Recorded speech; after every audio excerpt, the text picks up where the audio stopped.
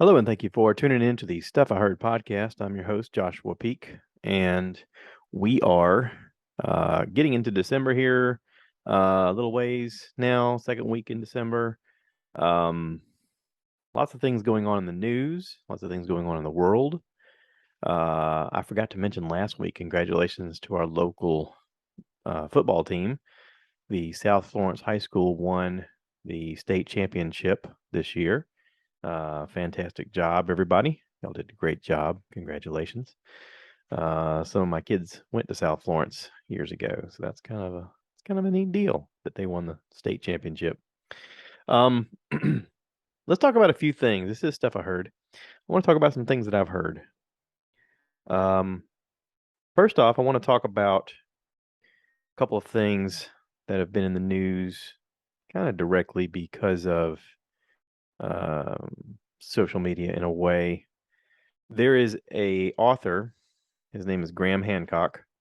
Um, he's a journalist, and for quite a while, he has traveled the globe hunting for evidence of mysterious lost civilizations dating back to the last ice age. He's been on Joe Rogan a bunch of times. He's had scientists on there trying to disprove him, claiming that all of his claims are false and that there's no way they could be true. And yet, all he's doing is going around and asking questions from other scientists, other archaeologists. What do we know? What have we overlooked? I guess is the biggest question. And of course, some of it is leaned into things that are seen as very supernatural, like Atlantis. Some people claim that they know where Atlantis existed and that the Atlanteans were real, and that just because Plato wrote about it from someone that he held in great regard had spoken to him about it as being some great civilization that was in the past that was very advanced. So, listen, to think that we know everything is preposterous. To think that we know all of the answers to the world that we live in is the biggest misconception that we have. Um, I think that the bigger question needs to be, why aren't we questioning things more often? Why aren't we asking questions? Why aren't we asking questions that sometimes make us feel uncomfortable? I mean, seriously, there may be things that we don't know. And the fact that we claim we know everything is just ludicrous. Um, I'm always suspect of people who claim they know everything because my first reaction is, oh, you're just trying to sell me whatever you think. Um, I don't know if I don't know why that is, why I believe that, but it's always tended to be the case. Every time that someone's come out and said, "Oh, you should listen to me because I have all the answers." No, you don't. No, you don't. You have some of your answers, and you're going to try to prove to me your answers are correct. I think it's better that we ask the question. Um, and that's what Graham does. Graham has a show right now on Netflix called Ancient Apocalypse. And there is this study of geo phenomenons that have happened that can be measured and studied through science where the world has been affected by a cataclysmic event, such as a meteorite or a group of meteorites hitting the Earth. Um, the crazy part is in the evidence that we found, there are certain civilizations that knew about this phenomenon that was going to hit them and they prepared. Like they wanted to preserve some part of history and they actually left evidence for us to find all these years later that they knew this thing was coming and they tried to prepare and preserve as much of their civilization as possible to outlast this grand event. But what they probably didn't count on was the fact that these things melted the polar ice poles and it flooded the planet and killed off most of the people. The last one that we hear about the most is, of course, from our Bible, Noah and the Ark. And um, it's not just the Bible, it's been written about in many different countries under many different lores, if you will, Chinese manuscripts and from Turkish beliefs and African beliefs and Indonesian, um, where they've spoken about a great flood. Well, this great flood that happened, um, you know, realistically, could have been meteorites striking our North and South poles or the North Pole and causing a great ice shelf to instantly melt, breaking apart rock, causing a tremendous flooding. And that's sort of I guess, the underlying story of this entire thing. Um, but also that there may have been some advanced peoples that were alive during that time, maybe aliens, maybe people, maybe gods, whatever you want to think of it as. Again, it's important to ask the questions, right? And these beings had information. They were spoken about in lore as being giants. But what if the giant part is not necessarily meaning their physical stature, but their mental stature? Again, ask the questions. Ask questions. And that's all he's done is ask questions. And the show was very interesting. The show, you know, for a large part, I think a lot of what he has studied is probably true. The fact that we can measure things now using advanced equipment to look inside of these monuments and these burial mounds or these pyramids built into mountains of hidden chambers, and archaeology wants to cross its arm and say, no, no, no, we know everything. We've already established that human civilization started this time, and you're all wrong. And blah, blah, blah. They're so quick to defend themselves that they don't keep asking the questions of, wait, what if this is true? What else is there to find? What have we not found? And I think that's the biggest thing that Graham Hancock is doing. Um, I blew through his Netflix special, largely because I have listened to him on Joe Rogan many times, and he is quick to say, "Look, I don't know, but I'm asking the questions where a lot of people aren't." And he's interviewing people who have answers and are studying this stuff. And at every turn, the archaeology community is trying to shut him down and shut down their peers who have difference of opinions on their findings. Mostly because they don't want to restudy the things that they've studied, or they don't want to disprove things that people said were absolute when they aren't. So interesting. It was very interesting to watch.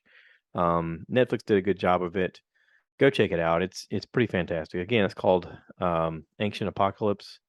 Pretty mind blowing stuff. Actually, I really enjoyed it.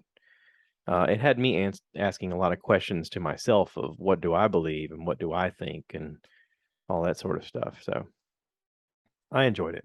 All right, let's move on. I watched a show. My wife and I have been watching a show on Netflix called Dead to Me. Christina Applegate is the main character. The first season was very interesting, and so we watched season 2, and now we've watched season 3, and it's done. Mainly because she's very sick now, and they had always planned for this to be 3 seasons, apparently. But let me just read you the information here. It says Jen's husband accidentally died in a hit and run, and the sardonic widow is determined to solve the crime. Optimistic, free spirit Judy has recently suffered tragic loss of her own, and the ladies meet a support group, and despite their polar opposite personalities, become unlikely friends. As the women bond over bottles of wine and shared affinity. To see, I got dyslexia. This is so hard. Shared affinity for the facts of life. Judy tries to shield Jen from a shocking secret that could destroy her life as she knows it. The dark comedy, which explores the weirdly funny side of grief, loss, and forgiveness, features a cast including TV veterans Christina Applegate and Ed Asner, and also what's his face? You know what I'm talking about. James Marsden. Yeah.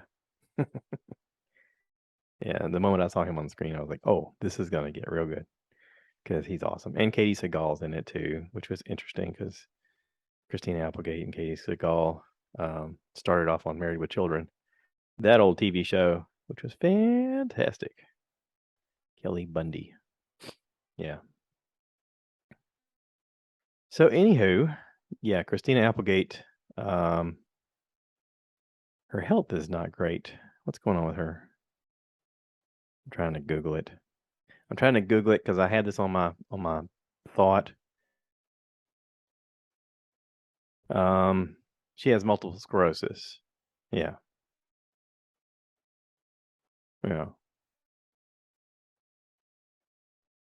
And apparently with MS, the average life expectancy is around 5 to 10 years. Um, so so there's that.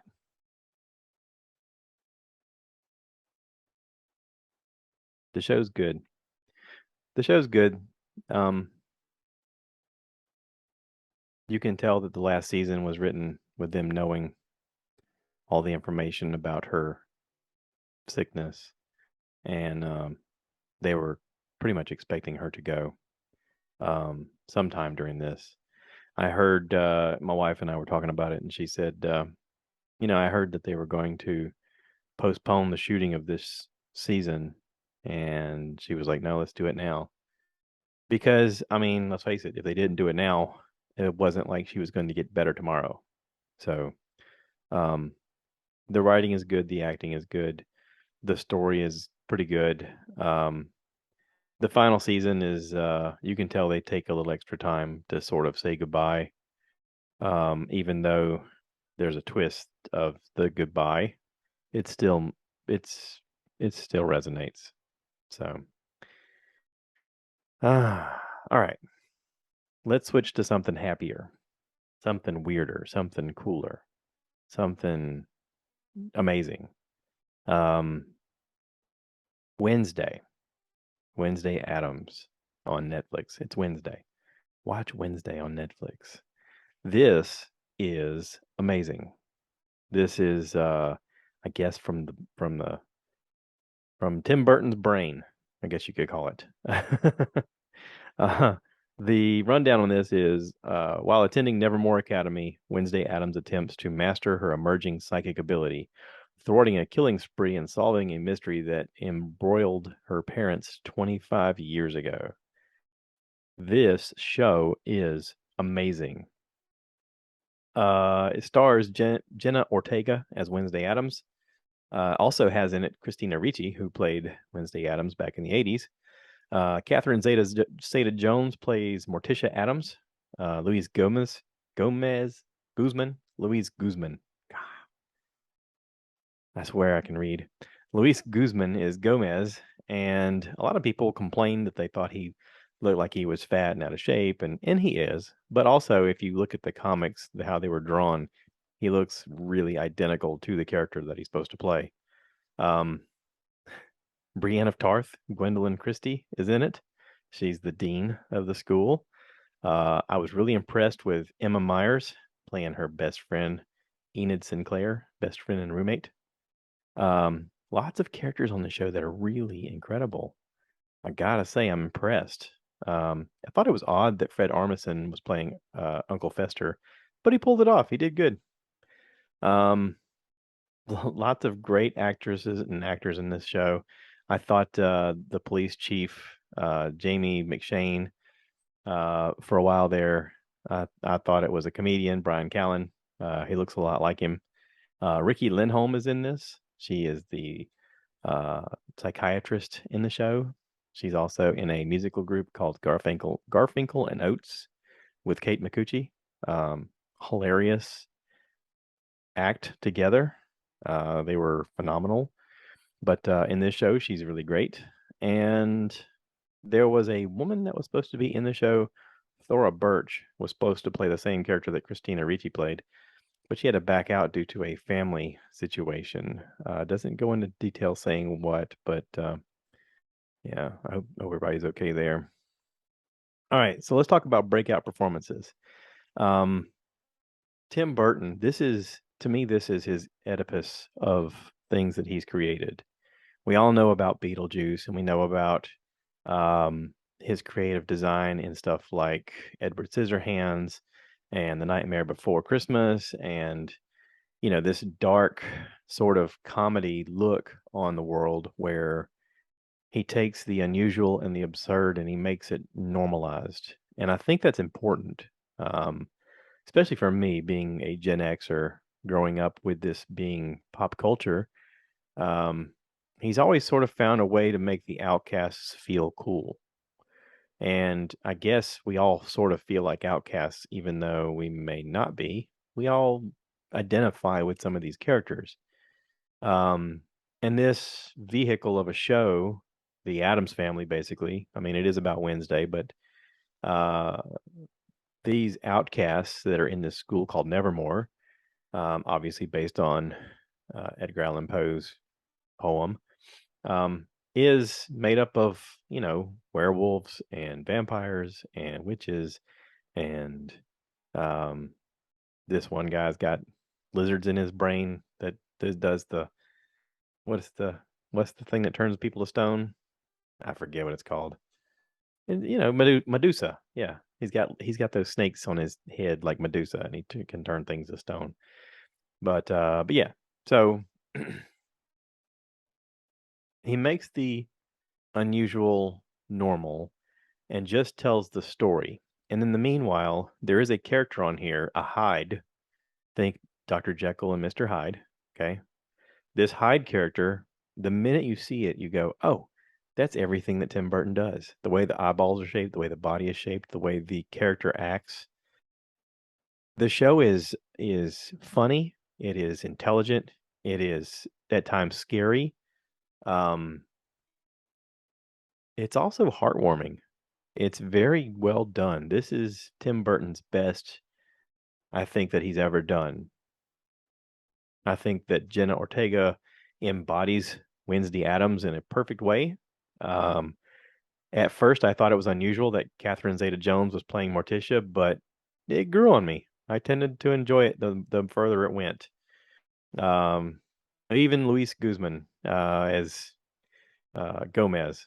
In the beginning, I was like, but yeah, it works. It works. Yeah. Thing is in this. Thing is awesome. The funniest part about this to me is that at one moment in the show, Thing uh, crawls inside of a handbag, and I laughed way too long at that, and really annoyed my wife. He climbs into a handbag, and she was like, "Okay, yeah, yeah, I know, I know, I know, I know, get over it."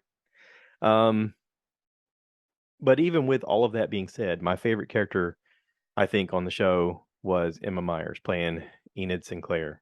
Um, she's supposed to be a werewolf, but she hasn't changed yet, and she's very colorful, and she's Wednesday's roommate. They have to share a room together, and one half of the room is all color, and the other half of the room is black and white. And the duality of their relationship together is so much fun. I hope this show goes on and on and on.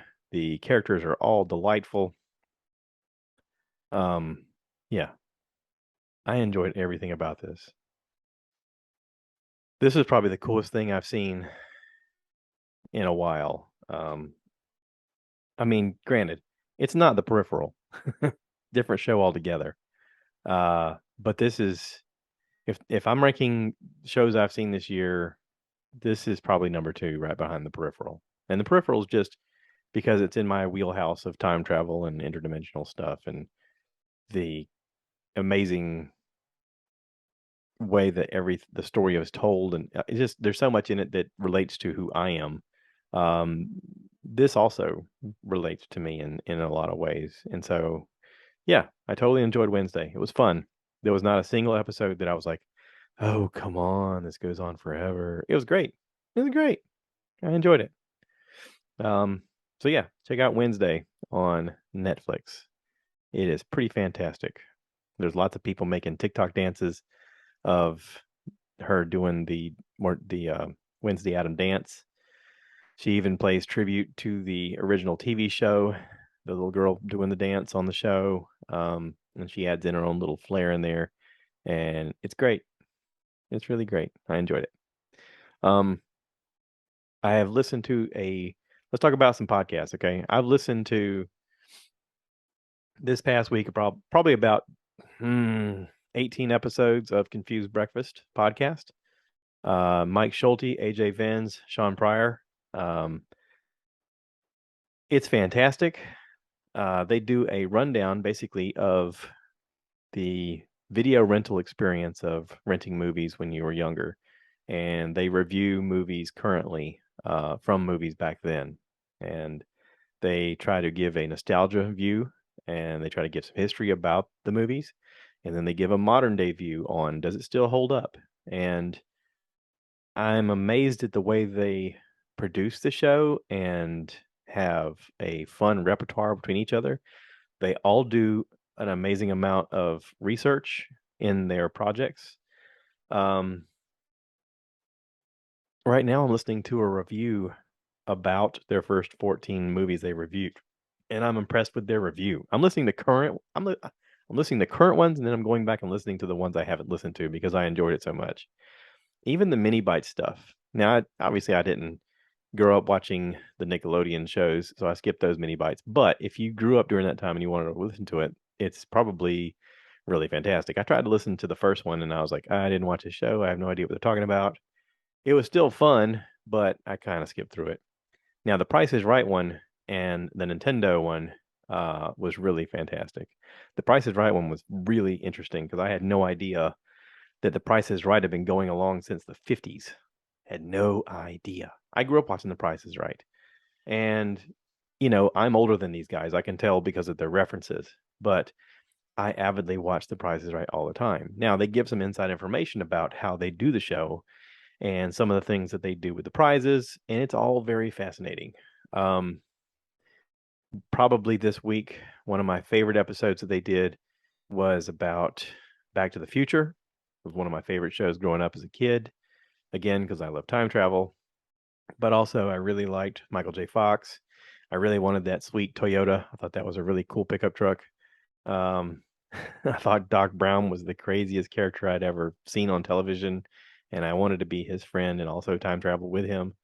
Um, I always, I don't know, I always fantasized about getting a DeLorean and going 88 miles an hour and traveling back in time. But also, like, they do some really crappy movie reviews, and the crappy ones are the funniest because they have to look at it with a modern eye, and they like, listen, I loved this show as a kid, but watching it as an adult, it is hard to watch. And probably two of my favorites that they reviewed was Three Ninjas and Teenage Mutant Ninja Turtles. Now, I didn't watch Three Ninjas. That was my brother's time frame. He's 12 years younger than me. Um, I haven't asked him if he's seen Three Ninjas, but I am sure that he's watched it more than once. Now, Teenage Mutant Ninja Turtles, I did see as a kid. I was a little older. This again was right in my brother and sister's age group, so I'm sure they watched it.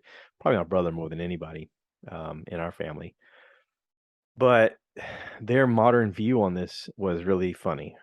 Um, Over the top was hilarious.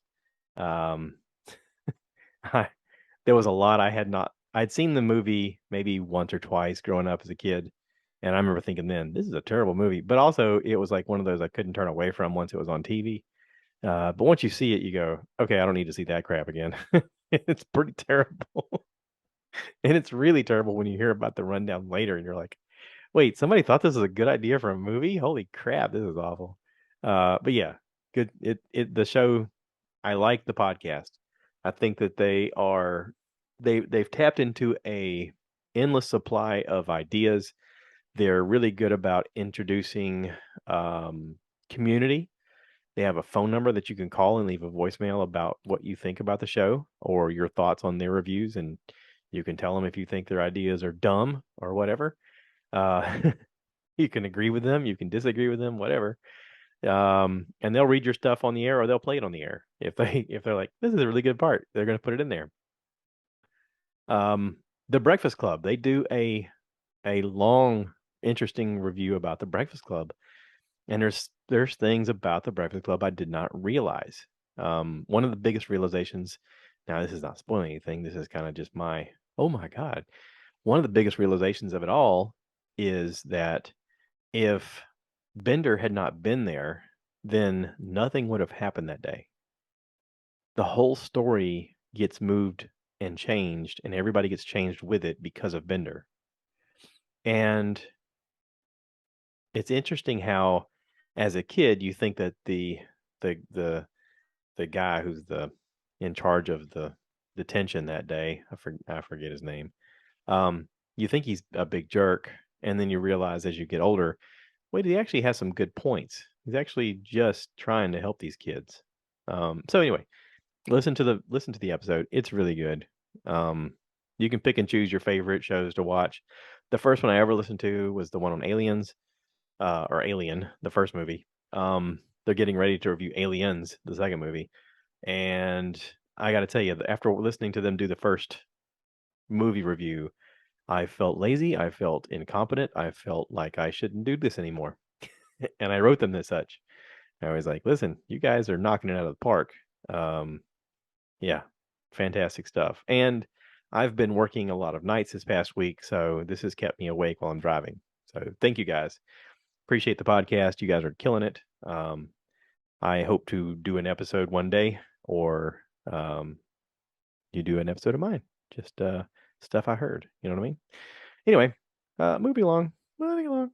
Again, thanks to Bert Kreischer, because without him having them on the podcast, I wouldn't have known about these guys. So, just promoting the positive. That's all. All right, let's talk about a show that to me is hard to review. Okay. And I watch a lot of stuff. I watch shows that are good, I watch shows that are bad, and I try to tell you the truth of what I feel. Okay. There is a show on Netflix called Warrior Nun. Okay. I've seen season one, and I think I remarked on it on here being kind of cool. The story was interesting enough. Um, it says here, as the plot line, a young woman wakes up in the morgue with an inexplicable power and gets caught up in a battle between good and evil. Dun dun dun. Right?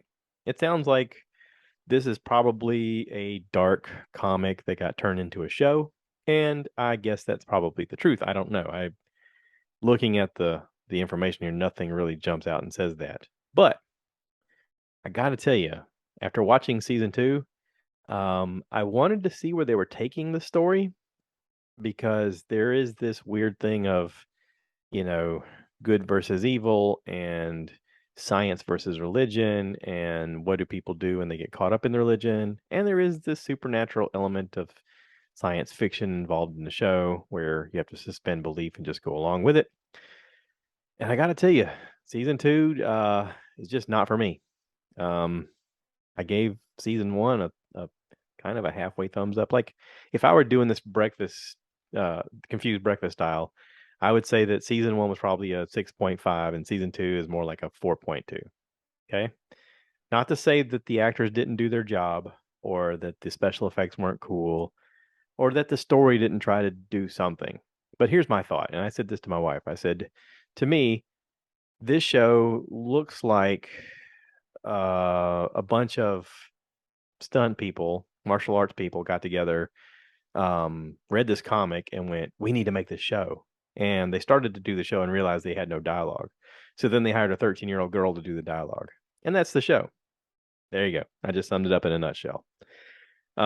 If you don't agree with me, let me know, and I'll put it on here, confused breakfast style. And if you agree with me, let me know, and I'll put it on here, confused breakfast style, and we'll talk about it. But I got to tell you, this show was hard to watch. Second season, hard to watch. I did like the special effects. I did like the cool fight scenes. Some of them were very awesome. But it was hard to watch. I'm sorry.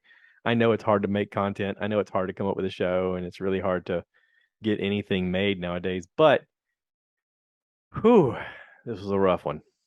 So I like the female empowerment. I like the special effects and the martial arts and all that stuff. But yeah. There is a bunch of characters in here that you really want to punch in the face. And not necessarily just because they're the good guy or the bad guy, but just because they come off as turds. I mean, even some of the people you're supposed to root for, you're like, I really want to punch them in the face. Yeah. So, congratulations, Warrior Nun. I hope you're done. I hope this is the last of it, so I don't have to look at it anymore because I know me, and if you come up with a season 3, I will watch it. And if it's not great, I will tell you people how I thought it was terrible. So there, that's it. That's my part. That, for whatever it matters, this tiny podcast that 40 or so people are listening to right now. There you go. There's my review of Warrior Nun. So, all right, winners for the week. Wednesday, obviously, big win, big win. Graham Hancock, pretty cool with the Ancient Apocalypse. Dead to Me, okay. I'm sorry, Christina Ricci's sick, and I really feel like they rushed the end of the show just because she's sick. I mean, supposedly they only had 3 seasons written, but I don't buy it. But also, if you look at the scenario, the way they wrote the show, it had to end some way soon because the story was really running out of steam. I think they could have done it all in 2.